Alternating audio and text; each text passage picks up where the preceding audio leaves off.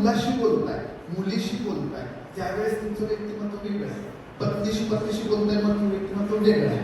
तुम्ही सासूशी बोलताय, सासऱ्याशी बोलताय, आईशी बोलताय, बायकोशी बोलताय, शेजाऱ्याशी बोलताय. इथं आल्यानंतर स्टाफ रूम मध्ये तुमच्या कलिग बरोबर बोलताय, प्राचार्यांच्या केबिन मध्ये प्राचार्यांशी बोलताय, संस्थेच्या केबिन मध्ये संस्थाच्या पदाधिकाऱ्यांशी बोलताय, नॉन टीचिंगच्या स्टाफ बरोबर बोलताना नॉन टीचिंगच्या ताईशी, त्या आंटींशी किंवा त्या मावशींशी, त्या मामांशी बोलताय. तिथे प्रत्येक ठिकाणी तुझं व्यक्तिमत्व बदललंच पाहिजे. It is personality. He clarity जर आपण ठेवली ना, असली मजा येते. तुम्हाला सांगू शकतो, खूप मजा आहे. आज माझ्या मुलाचा वाढदिवस. आज सकाळी निघताना मी काय नाही केलं, तो कॉलेजला निघाला, मी फक्त तो निघाला, बॅग वगैरे मी त्याची बॅग परत ठेवली. तेव्हा घेतले त्या आगवाली मस्त तो आता केला की आज केलं नाही का, आज तेरे साथ बैठने का हुआ, सॉरी शाम को जल्दी आऊंगा, तेरे लिए कुछ लेके आऊंगा. फिर गपशप करें, बातें चांगलं आमचं मैत्रीपूर्ण. त्यांनी माझ्या पाठीवर असं केलं. मुलं खतरनाक झाली. म्हणजे मी लहानपणापासून त्याला ॲज अ फ्रेंड असं त्यांनी मला असं केलं. एकच वाक्य ते माझ्या पुढचं आहे. तो मला म्हणतो, मेरे से ज्यादा आज आपकी जरूरत इनको है. म्हटलं तुझा कॉलेज हे जर त्यांनी ऐकलं तर ते मला आत घ्यायचे नाही. काय गंमत असते. पण मला माहिती आहे ना, माझा मुलगा आता कॉलेजला आहे, तर त्याच्याशी कसं बोलायचं, मला माझं व्यक्तिमत्व बदलायचं. हॅलो, प्लीज असा गैरसमज करू नका की मी टीचिंग स्किल बद्दल नाही बोलत आहे म्हणून. हर जगह इम्प्लीमेंट होगी ये चीज. अरे दुनिया क्या खाक समझोगे यार आप लोग, अगर खुद को नहीं समझ पाए तो खुद को तो समझो. क्या बोलने के बाद मुझे अच्छा लगता है, क्या सुनने के बाद मुझे अच्छा लगता है, क्या खाने के बाद मुझे अच्छा लगता है. अरे मी किती नाश्ता करावा. आता काही म्हणजे नाश्ता काढला बाबा, हा कार्यशाळेचा भाग आहे. किती नाश्ता केला तर दुपारपर्यंत मी हेल्दी राहू शकेल, छान हलू शकेल, जिने चढू शकेल. विद्यार्थ्यांना काही टीचर वर्गात जर जिने चढून गेल,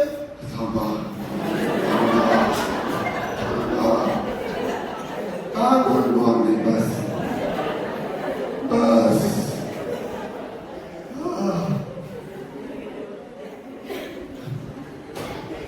विद्यार्थी बिचारे काढायचं, आज लेक्चर पूर्ण होतं का नाही, होतं पुन्हा ते सांग, मॅडम आमच्या कॉलनीत एकदा अचानक अटॅक आला.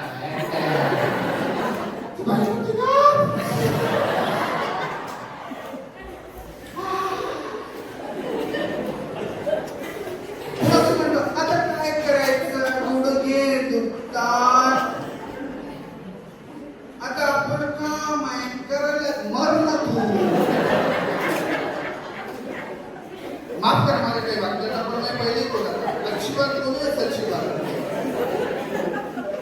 तू एखादी जागा पकडून बसला ना, तर एखादा विचार जॉईन होईल ना, ती एकटी देऊन आणि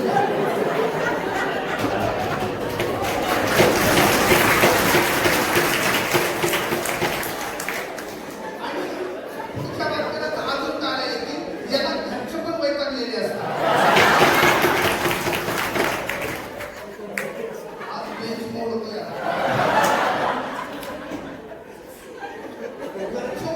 शाळेत गेले तर घर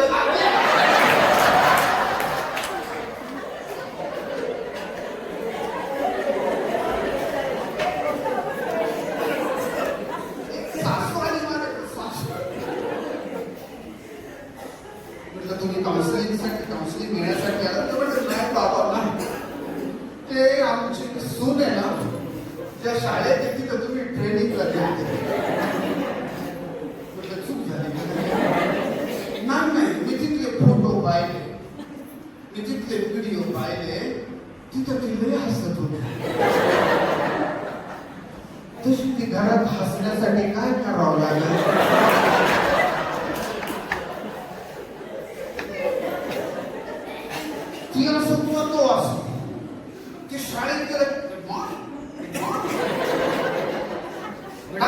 घरी आल्या का बॉकडे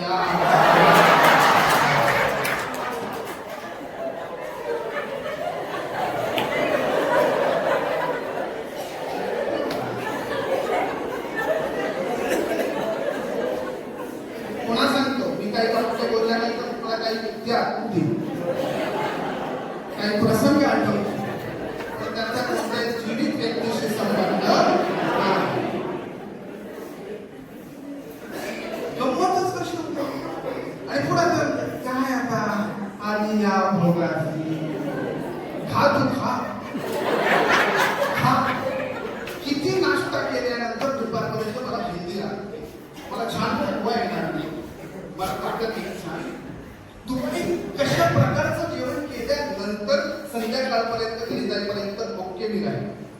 ओके वर्किंग लंच असतं दुपारी जे आपण शाळेत खातो वर्किंग लंच. बाकी सगळ्या गोष्टी पण हा ज्याचा त्याचा भाग. काही लोक पुन्हा नावं ठेवतात कार्यशाळा हमको खुद की पर्सनॅलिटी रात्री कशा प्रकारचं जेवण केल्यानंतर किती वाजता जेवण केल्यानंतर रात्रभर मला छान झोप येते. कारण की तुला जर चांगली झोप आली नाही तर ह्याच्यात फक्त तुझं पाप नाही राजा, तू दिवसभर उद्या नाही शिकू शकत व्यवस्थित. विद्यार्थ्यांसमोर त्या ताकदीनं आपण नाही उभं राहू शकत राजांना. शिक्षक हा काचेच्या घरात राहतो. बाकी कंपनीवाल्यासारखं नाही आहे. First shift, second shift, night shift किंवा 12 तास ड्युटी, 8 तास ड्युटी, त्यानंतर 8 तास ड्युटीवरून एखादा आला आणि नंतर तो रिलॅक्स काही करू शकतो समाजात, कुठेही फिरू शकतो, कसंही बोलू शकतो, कसे कपडे घालून वावरू शकतो. तो नाही ड्युटी संपली आता. ओके शिक्षक शाळेवरून सुटल्यानंतर असं नाही म्हणू शकत. आणि जर कोणी शिक्षक म्हणत असेल शाळेवरून आलं तर सर कुठून आला काम.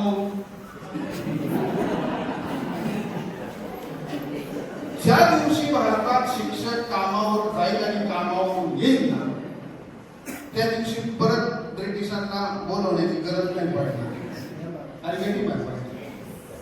पण आज त्या परिस्थितीकडे आपण चाललोय आणि याचं पहिलं मूळ कारण म्हणजे आपण आपल्याला विसरलो. प्लीज स्वतःची ताकद ओळखा, प्रत्येक ठिकाणी स्वतःचा रोल ओळखा. आणि गेटिंग माय पॉइंट. आता मी 2 तास तुमच्यासाठी दिलेत का राजांना. हे काहीही घडलं माझ्या घरात माहिती आहे, माझ्या घरात पण बाकी या गोष्टी आणि त्यांना माहिती काहीही झालं तरी मी तिला त्या संस्थेला किंवा ज्या ठिकाणी मी वेळ दिलाय तिथनं मी आता तुमच्याशी बोलताना 1 मिनिट सुद्धा या कार्यशाळेच्या बाहेर जाऊ शकत. मला माझा रोल फक्त मला माहितीये का इथं फक्त आलो येण्याचं मानधन घ्यायचं आणि मग मस्त जायचं फोटो म्हणजे काढायचे, शूटिंग चालू आहे सगळं. का धबधब्यावर जाते स्वतः तर भिजणं गेलं कोंबल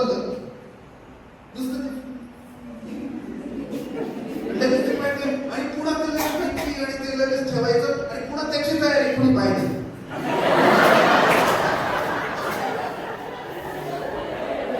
आणि ज्याच्यासाठी ठेवलं त्यांनी सरप्राईज पाहिजे.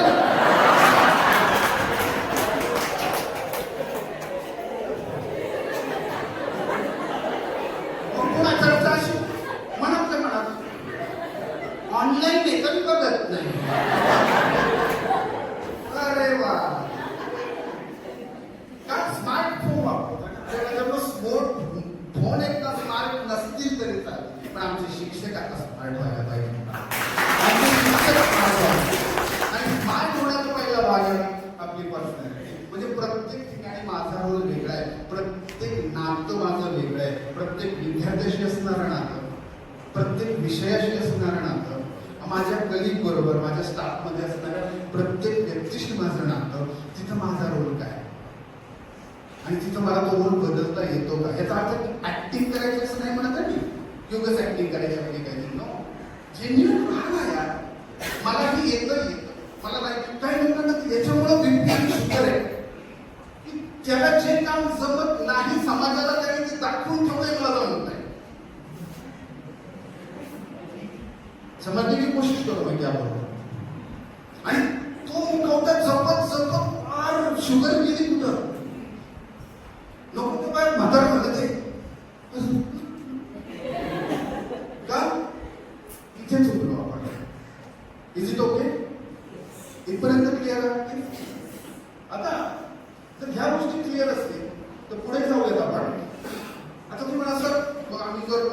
चुकलं किंवा बरोबर आहे इथपर्यंत आम्ही क्लिअर आहोत की आम्हाला प्रत्येक ठिकाणी आमची पर्सनॅलिटी एकदा चेक करून घ्यायची आणि मग त्या पद्धतीने वागायचं. ओके, आता आपण लगेच चेक करू आपली पर्सनॅलिटी कुठली आहे तरी कशी. चालेल, मी तुम्हाला एक प्रश्न विचारतो त्याचं उत्तर देण्याने आपापलं तयार ठेवायचं मनात सांगून ठेवणार. तुमच्या आवडीचे 3 प्राण्यांची नावं सांगा.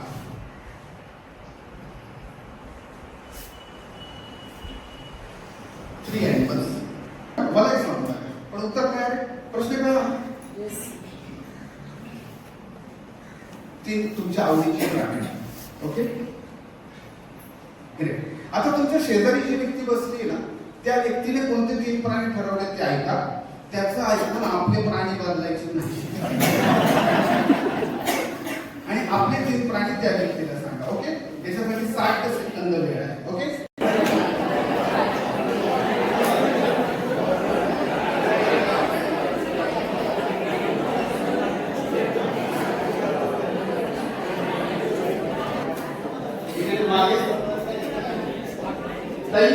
उत्तर सांगितलं. आता मी पुढचं अक्षर रेडी.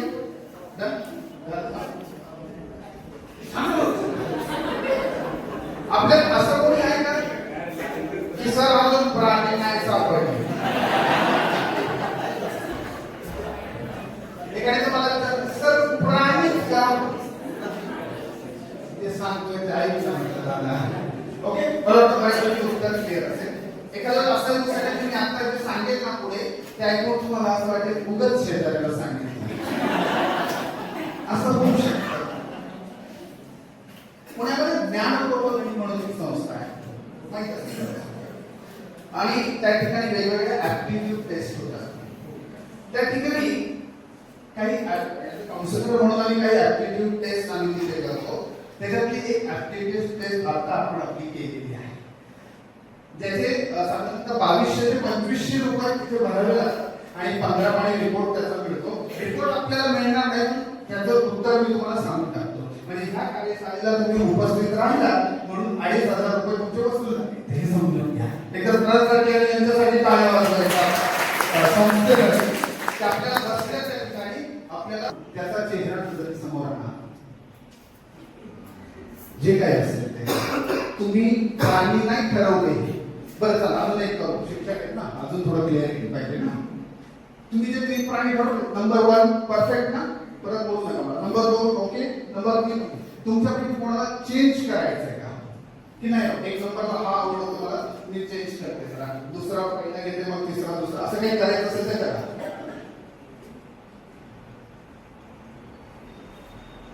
केलं कोणी चेंज करायचं असेल? The subconscious mind choose the quality of the person and behavior. आता सोपं करून सांगतो. पहिला प्राणी तुम्ही जो ठरवले त्याचा चेहरा नजरेत करा. त्याचा अर्थ असा होतो तुम्ही स्वतःला कसे समजता.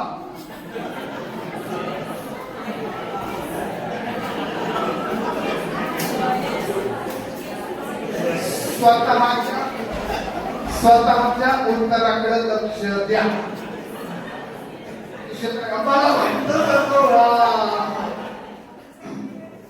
पहिल्या प्राण्याचा अर्थ कर तुम्ही स्वतःला कसे समजता. दुसरा प्राणी नजरेसमोर आणा. असं वाटतं ना जादूचे प्रयोग चालू. दुसरा प्राणी नजरेसमोर आणा. त्याचा अर्थ असा होतो तुमचा स्टाफ मेंबर, तुमची संस्था, तुमचे विद्यार्थी, तुमचे कुटुंबीय, तुमचे नातेवाईक, तुमचा समाज तुम्हाला कसा समजतो. हरकत आहे कालाबाजूला जर हे पटत असेल तर काही म्हणजे अजून उलगडून सांगा. काहींना राग पडेल काय तो सांगतो मी त्रास नाही लागेल. तिसरा प्राण्याचा अर्थ असा होतो दुसऱ्यापर्यंत हजम झालं. तिसऱ्या प्राण्याचा अर्थ असा होतो त्याचा चेहऱ्यामध्ये समोर आणा त्या प्राण्याचा. पहिल्याचं काय तुम्ही स्वतःला कसे समजता. दुसऱ्याचं काय समाज तुम्हाला कसं समजतो ते सराउंडिंग. आणि तिसऱ्या प्राण्याचा अर्थ असा होतो तुम्ही ऍक्च्युअल खरंच तसे असता.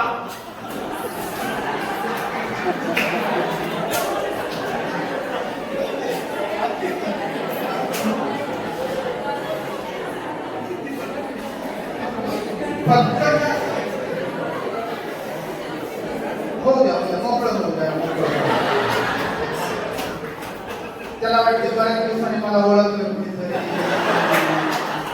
मला कोणी ओळखलं असो. या एका टेस्टवर 2-3 तासाचं सेशन होऊन वेगळं असो. आता याच्यात काय झालं, एका ठिकाणी मॅडम राग आला ना, ते वगैरे काय बोलता नाही असं तुला असतं का, काय झालं तुम्हाला काही कळतं का, म्हणजे काय तुम्ही ट्रेनिंग टीचर्स द्यायला ते काय काय बोलतात म्हणजे काय झालं काय, पण तुम्ही असं म्हटलं प्राणी वगैरे द्या 3 नंबरला प्राणी तुम्ही काय उत्तर दिलं, म्हणजे पण ऍक्च्युअल तसे असतो. पण तुम्हाला माहिती का 3 नंबरला माझा कोणता प्राणी दिला होता, कोणता, म्हैस.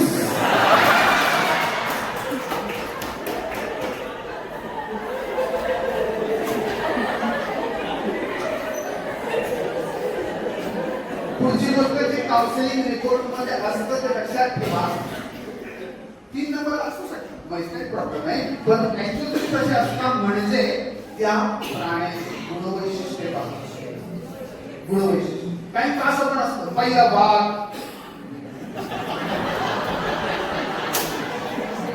अरे पण बाबा तुला समजत,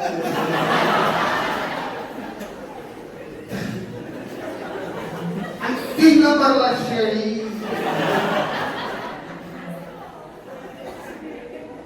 घरी त्याच्यामुळे ही उत्तर विसरू नका.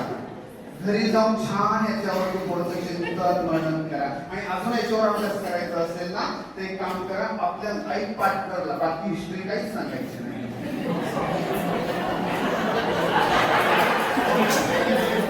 डायरेक्ट प्रश्न विचारा. तुला माहिती ही कशासाठी ज्ञानप्रबोधन ही टेस्ट का फेमस झाली, प्री मॅरेज काउन्सिलिंग साठी.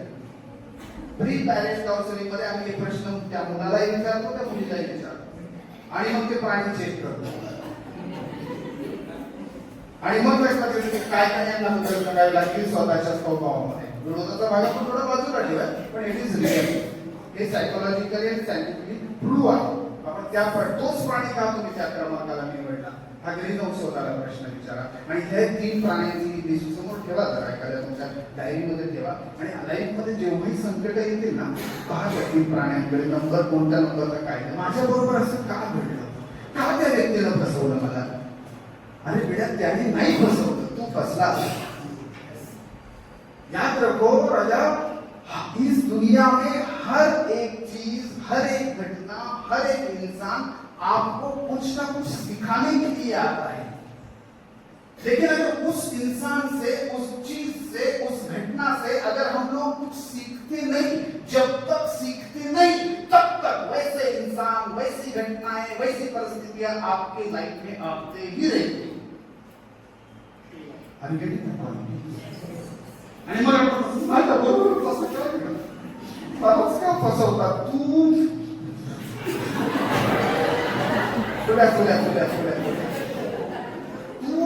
कोणी नाही फसवलं काही, तू ओपन बुक टेस्ट झालीस, तू ओपन बुक टेस्ट झाला, ओपन बुक. जगाने माझं आयुष्य पाहावं, जगाने माझा मग काही ना जगणं असं आवडत आहे, पण बदलत काहीतरी वाटतं, मला कोणीतरी असं केलं, मला कोणीतरी सहानुभूती दिली. नो, खुद को पाहिजे. हे 3 प्राणी तुम्हाला मदत करते त्याच्यासाठी. मी स्वतः असं समजते, पण माझ्या आजूबाजूला मला असं समजत असते, म्हणून माझं असं होतं. अरे थोडं तो स्वतःला असा समजतोय, मी त्याला असं समजतोय, आणि ऍक्च्युअली तो असा आहे. हॅलो, जिथे जिथे प्रॉब्लेम आहे, ज्या ठिकाणी अडचण आहे, त्या ठिकाणी युटिलाइज करा ह्या गोष्टी. साहेबांचे कार्यालयात स्वागत करूया. टेस्टला पाहिजे. ठीक आहे, नाही अजून पुढे आहेत बरंच मटेरियल. ओके, आपण कसं काही टीचर्स ना फक्त just like helicopter teaching, helicopter teachers, helicopter माझं लक्ष आहे, माझं लक्ष मान्य करतात, पण ते हेलिकॉप्टर सारखंच आहे, ते उतरतच नाही. तुम्ही भीती दाखवतात, आलोच, उद्या होमवर्क चेक, उद्या पाठांतर, उद्या तुझी नोटबुक मी असं नाही झालं मी तुझी कंप्लेंट करणार, असं नाही झालं मी तुझ्या पॅरेंट्सला बोलवणार. एकदा हेलिकॉप्टर, दोनदा, तीनदा, नंतर कळतंय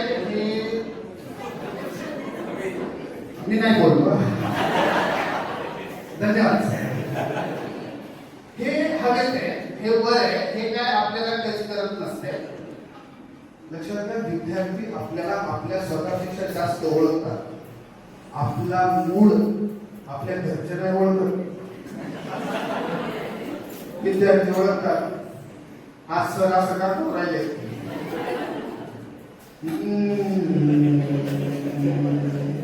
रिकाम्या जागा भरा. त्या विद्यार्थ्यांना माहिती आहे की होमवर्क काय करायचं, कधी काय होईल, कधी काय करायचं, सरांना कसं बोलल्यानंतर काय आलं, मॅडमला कसं बोलल्यानंतर काय आलं, आणि मॅडम वाटतं किती छान, सर वाटते किती छान. नो, आपण एकदा कुठे बसतोय, किती वेळा आपण त्यांना बसवतो, एकदा दोनदा. आपण 1000 लोकांना एकदा बसवू शकतो, पण एका व्यक्तीला 1000 वेळा नाही बसवू शकत. तो ओळखतो, तो ओळखतो. हेलिकॉप्टर साठी काही टीचर्स काम करतात, काही कसे असतात माहिती का, शब्द खूप छान आहे. Submarine teacher, submarine, submarine. तू मरीन, मी पण मरीन, बाकी टीचर्स को लेके मरीन.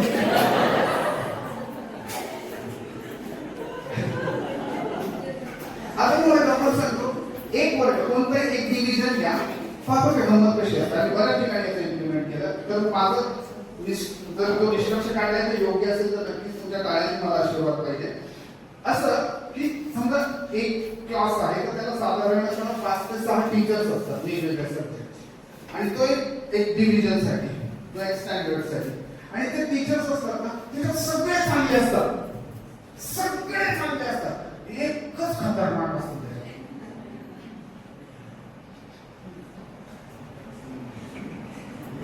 विद्यार्थ्यांच्या बाबतीत सगळे असं गोळा करतात,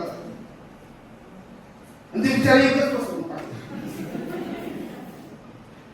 काही वेळेस या गोष्टी घडतात ना त्या इथून. आय एम सॉरी टू से, ही ना पाण्याच्या खालीच असते. हे जसं वर आहे ना, लक्ष आहे माझा, तसं हे ना, तुला काय करायचं कळत, मला काय करायचं नाही कळत. हे बघ बाबा, धक्का लागेल मुका,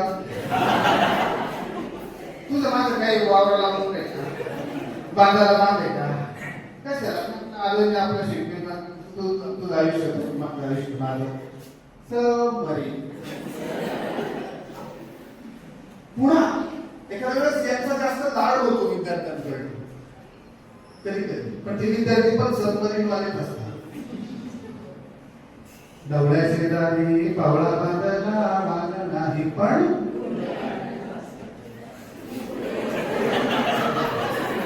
कम्फर्ट झोन. कम्फर्ट झोन याच्यापेक्षा अजून एक उदाहरण सांगू. आता साहेबांनी सूचना दिली आणि पुढे बसा वगैरे, नंतर जागा चेंज झाल्या नाही, की जेव्हा आपण आपल्या जोडीदाराच्या शेजारी किंवा जवळच बसलो बऱ्यापैकी, कारण ते माझं कम्फर्ट झोन.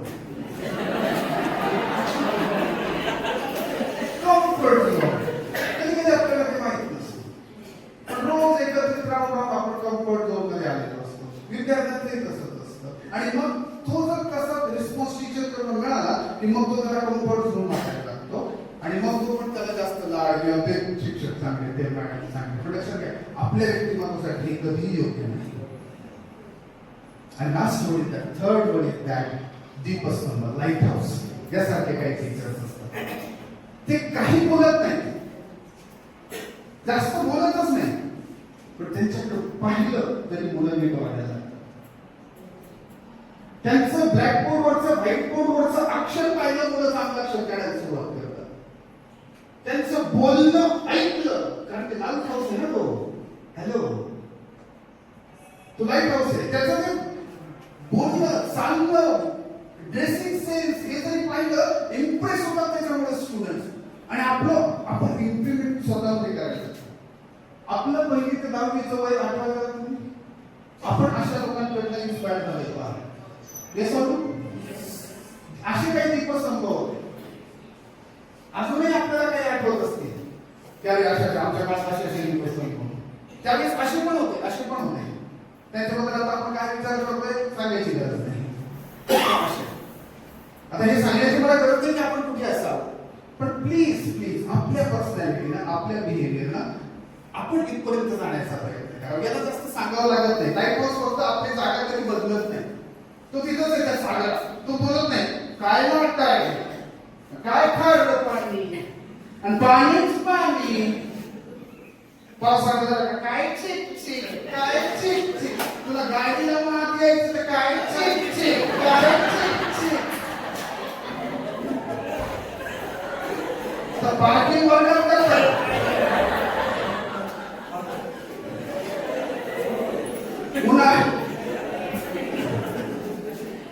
उन्हाळा काय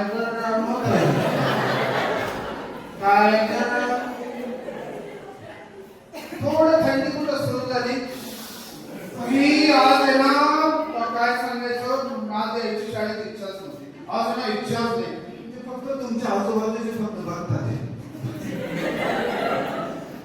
फक्त बघतात. म्हणजे ऋतू बदलते हे नाही बघत.